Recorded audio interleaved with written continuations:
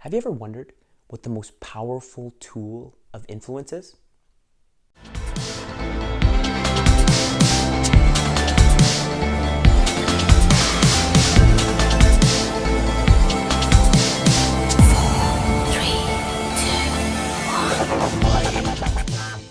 Hey YouTube! Welcome to episode 3 of I Will Teach You to Speak with me, Jonathan Andrews.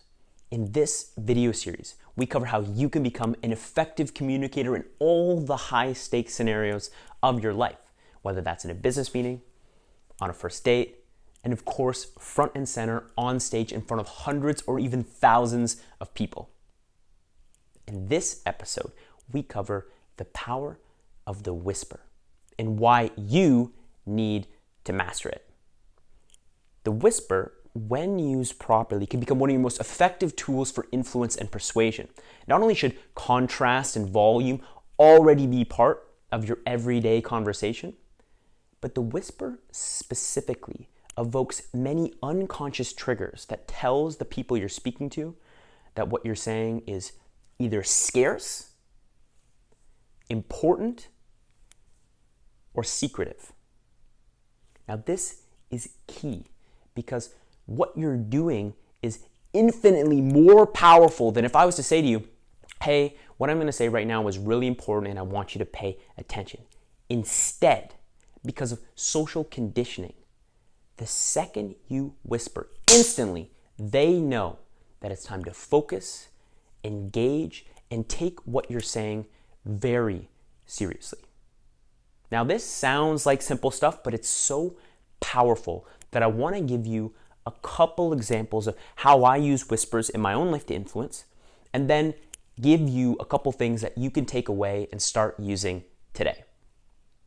The first example is with a workmate of mine, John Connell, who's one of my great friends, and we were in the office a couple weeks ago, sitting across the room from each other, having a conversation about personal development and goals. And naturally, the conversation started to talk about books, which I love. And what I did was I leaned in and I said, hey, John, do you want to know what I do to be able to pick the books that I want to read? Just like I expected, he very subtly looked side to side, stood up, walked across the room, and sat down beside me. We were already talking. We had spent 5 minutes talking about personal development and goals, but when I asked that question with my volume lowered, he knew what I said was important. So he stood up, walked across the room, and we had a 10-minute conversation about books. It can be that simple for you to draw people in and engage them with what you want to talk about. The second example is when I give feedback for people that I coach in public speaking. Feedback's best given in a sandwich approach, which means I'll give them what they did really well and keep doing, and I'll also give them a couple things that they can use for room for improvement. When I want to give them the most impactful point, I'll naturally lower my volume. And I don't need to say to them, hey, what I'm going to say right now is really important. I want you to focus. They know when I whisper that I'm about to give them the goods.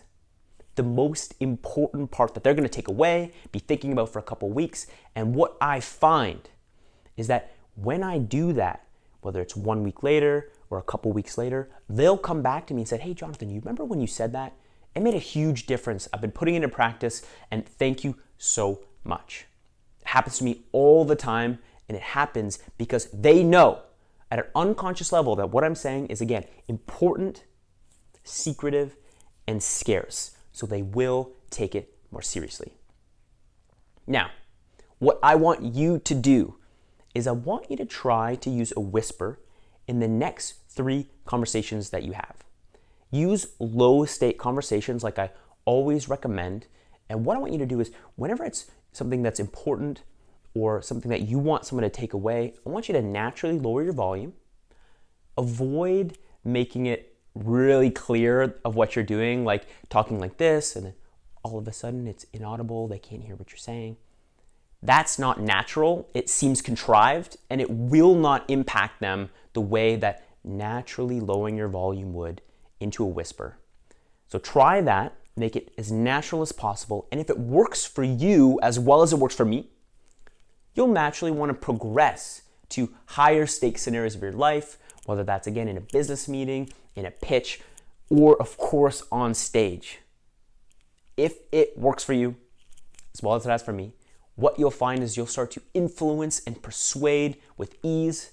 You'll start engaging more audiences, winning more deals, and holistically improving your communication. Thanks so much for tuning in. Looking forward to seeing you next week. If this is bringing value, please hit the subscribe button. I'd love to see you again. Thanks so much.